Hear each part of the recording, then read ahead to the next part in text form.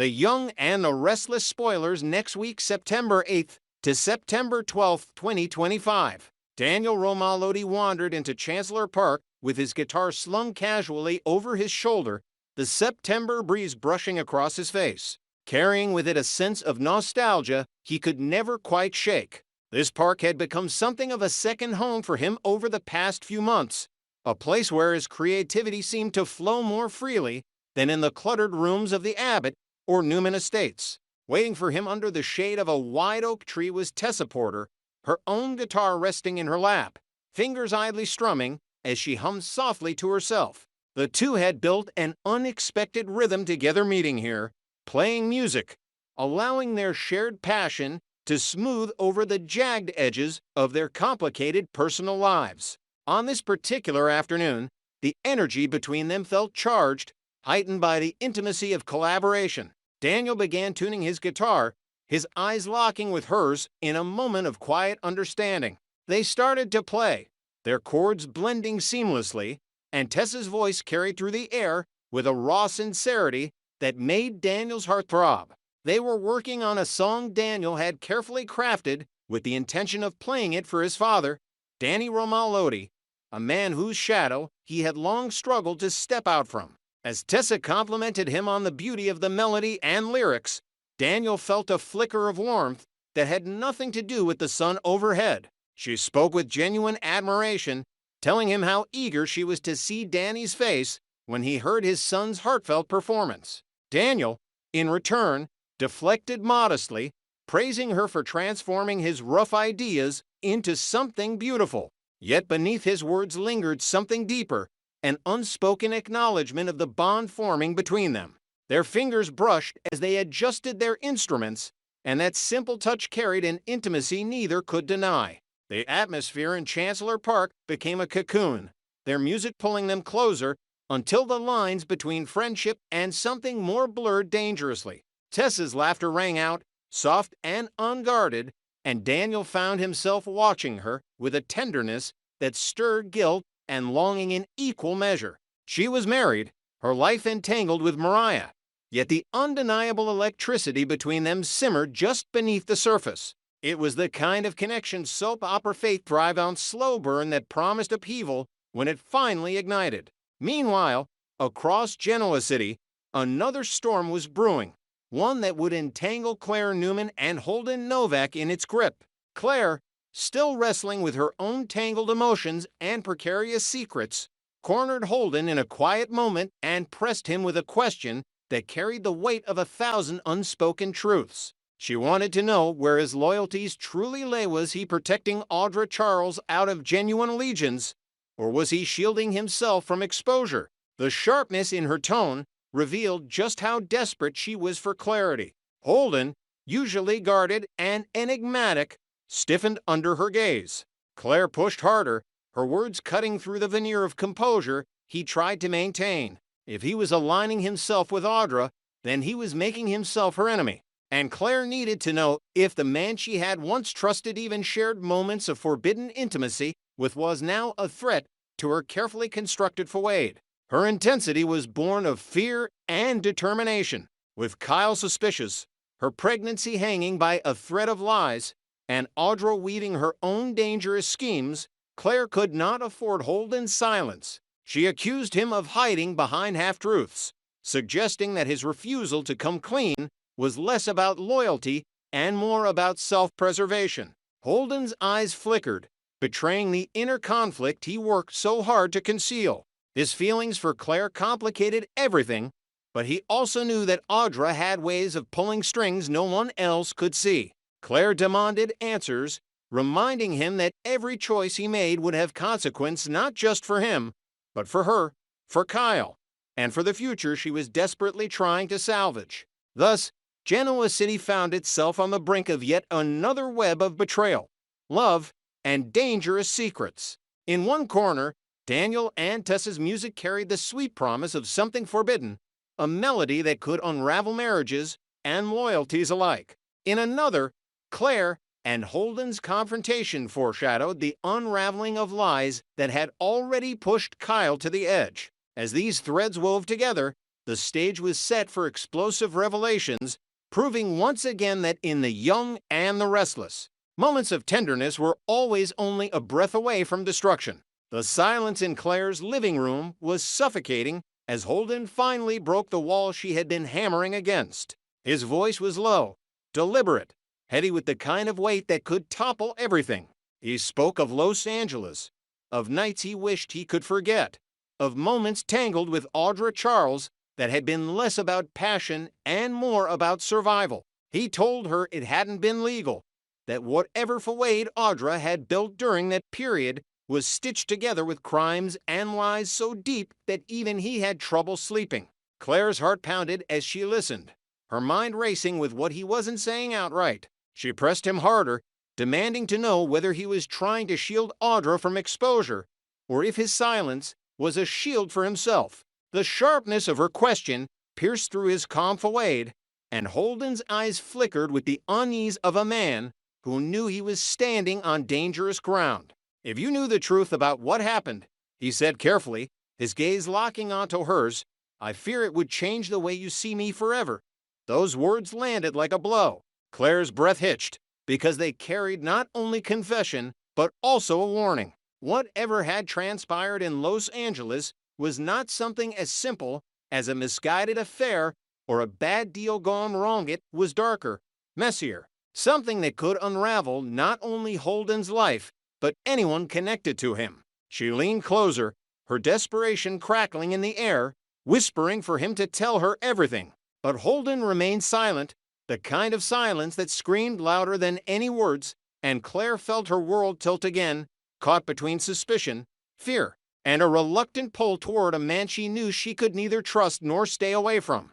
Across Genoa City, preparations were supposed to be underway for a glittering event at the Grand Phoenix. Billy Abbott, ever the showman, strode through the front doors with Sally Spectra by his side. They were ready to be dazzled, ready to step into an evening of champagne and chandeliers, but instead, the hotel lobby greeted them with a silence that was wrong, unsettling.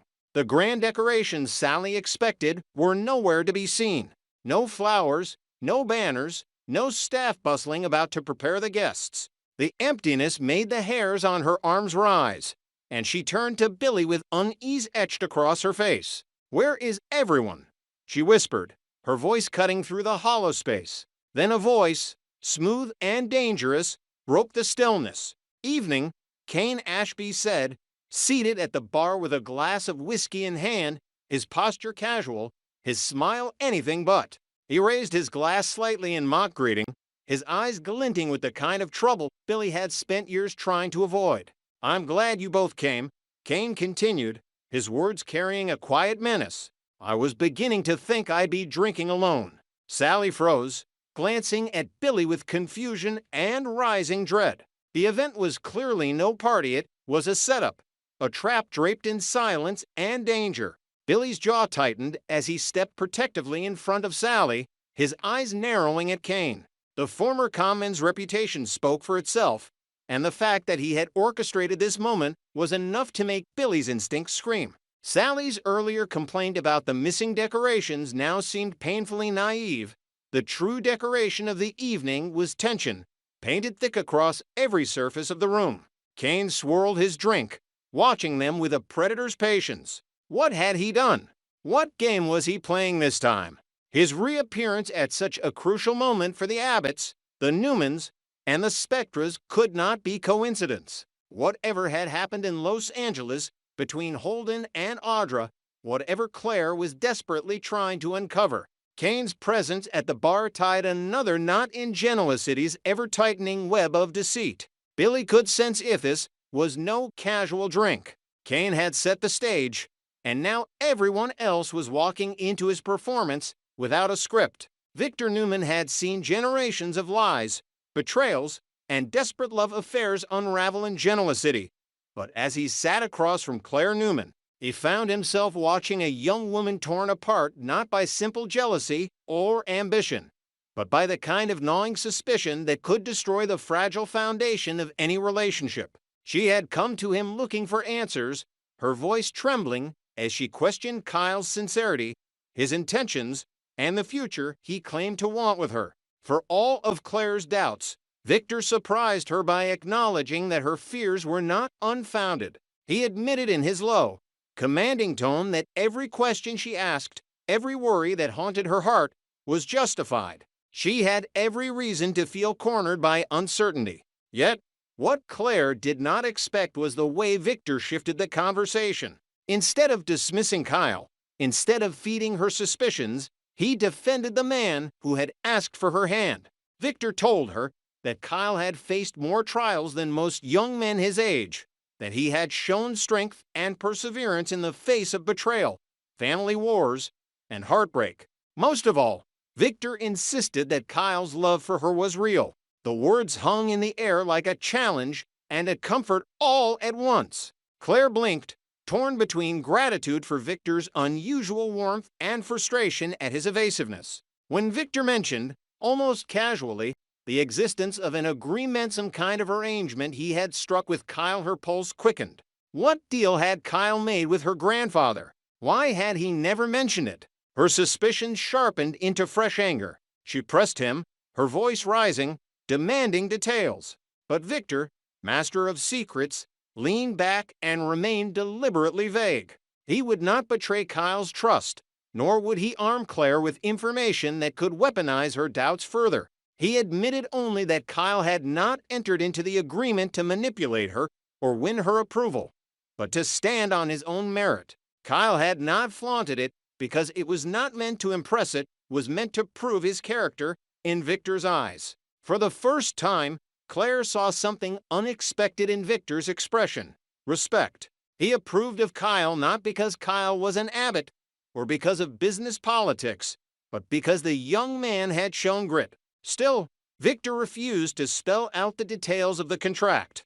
Instead, he urged Claire to confront Kyle directly, to follow her heart rather than her suspicions, to stop letting questions consume her when love was right before her. Victor's words lingered with her, unsettling but oddly persuasive, and when she left his office, her head spun with the weight of unasked and unanswered questions. Later that day, at Crimson Lights, Claire's simmering emotions boiled to the surface again. She walked in and immediately froze when she saw Kyle sitting with Victoria. The sight of him leaning close to her, speaking in quiet tones, sent Claire's pulse racing with paranoia. Victoria was his aunt, but in that moment, with her smile sharp and her voice low, it didn't matter. Claire's mind was already spinning stories of collusion and secrecy. She stood by the door for a beat too long, her eyes locked on them, before finally making her presence known. Kyle looked up and, catching sight of her, excused himself quickly. Victoria raised an eyebrow, but let him go. And soon Kyle was outside on the cafe's patio with Claire, facing a storm he hadn't anticipated. The fresh air did nothing to cool her fury. She demanded answers, her words tumbling over one another, insisting he was still hiding things from her. She mentioned Victor's hints, his cryptic words about a deal, and accused Kyle of stringing her along with secrets buried beneath pretty promises. Kyle, blindsided, protested that he had no idea what she was talking about. He had never intended to keep anything from her, at least nothing that touched her heart, and Victor's machinations were news to him. But Claire was too far gone in her anger to hear him. She shook her head, her eyes burning, convinced that everyone in Genoa City was conspiring behind her back.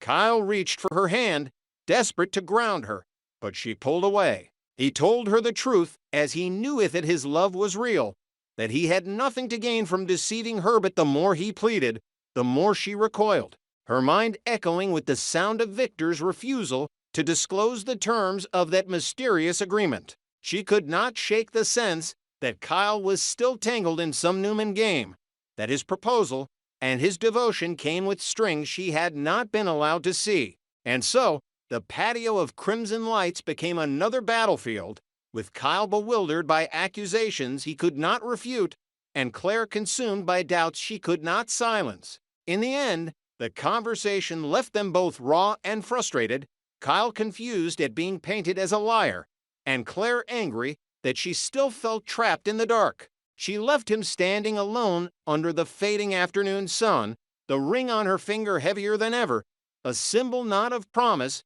but of all the unanswered questions that threatened to tear them apart.